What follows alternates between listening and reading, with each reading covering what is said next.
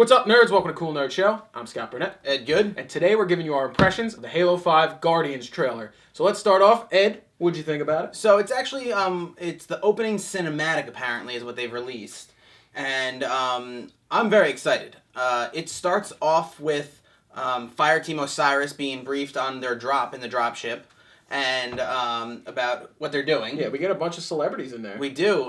In Nathan Fillion, we trust. Yeah, so you get Green Lantern himself. Yep. As part of the fire team. Mal, whatever you want to call him. Nathan Fillion, I trust. So what happens is they're just getting a briefing about the planet they're going to visit.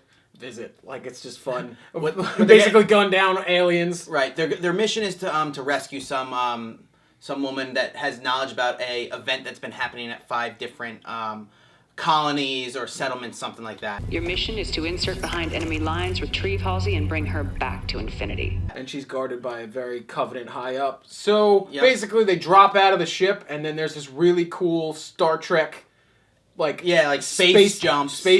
It's basically out of Star Trek. Yeah. Only there's that Halo no fall damage. Right. They basically jump out of a spaceship. Well, one thing that's cool about it, just the teasing of it, and to begin with, is that you don't realize that they're just going to be jumping out of this dropship. All right, so they start Halo jumping down, and then it cuts to screen that says Halo Guardians, and you're like, okay, that was cool. Yeah, I thought it was over. And then all of a sudden, you think it's over, and then boom, it's back, and it finishes their descent. They're just flying, they basically, with jet propulsion. What's cool is, though, the graphics, though, you see that they're using gravity, but they're controlling their movements with small little thrusters on their armor. Sort of like Star Trek Into Darkness when they made the space jump. So it's basically ripping off of both Star Trek movies, but whatever. It looked cool. I watched it on a 4K TV, and that looked beautiful. Yeah. Anyway, they're flying down, and it's Covenant and Forerunners are fighting each other. Yeah. And they basically literally hit the ground running. Right. And there's this long tracking shot of them running down. And it's done very well. A great tracking shot. It's making a huge push for a Halo movie. If they can do that, I agree. I would love to see it. Anyway, so they're running down the side of the hill, and basically Fireteam Osiris is killing anything with a pulse. So there's scenes where they're just running, gunning. And then it kind of takes almost an Avengers Battle of New York feel. Very much so. They're jumping into different Covenant ships. You get a Covenant elite that they end up fighting. And I think if you look at the trailer, you get some hints at some new gameplay features. Yes. So one is you see Nathan Fillion's character jump off of a cliff and ground pound. Yes. Which is one of the power-ups in Halo 5.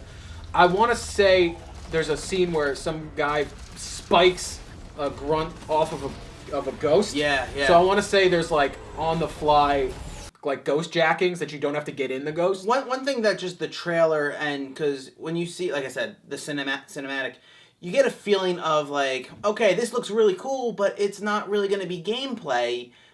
But I really think that they're trying to tease that they're trying to make that more intense, fluid gameplay part of it, not just amazing cinematic fight scenes and then Well, what's interesting is there's a dual story between Locke and Chief. Right.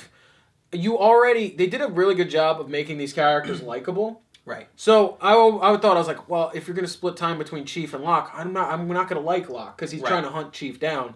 I like this fire team. It looks like it's very reminiscent of Reach. Yes. Where you have a whole team of Spartans. Exactly. And they're likable. They all have their own unique personalities. They're all joking around. Mm-hmm. You get a feel of who they are in a very small amount of time. Yep. And it's going to be rough because I love Master Chief. I've been playing with him since Combat Evolved. One of the things that that's been sparked on the internet is people are thinking that possibly Fireteam Osiris as a whole are going to replace Master Chief at the end of the game.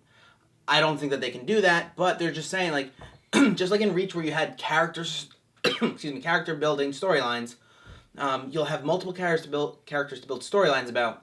I mean, yes, we know about Master Chief, but he's very one-dimensional of a character.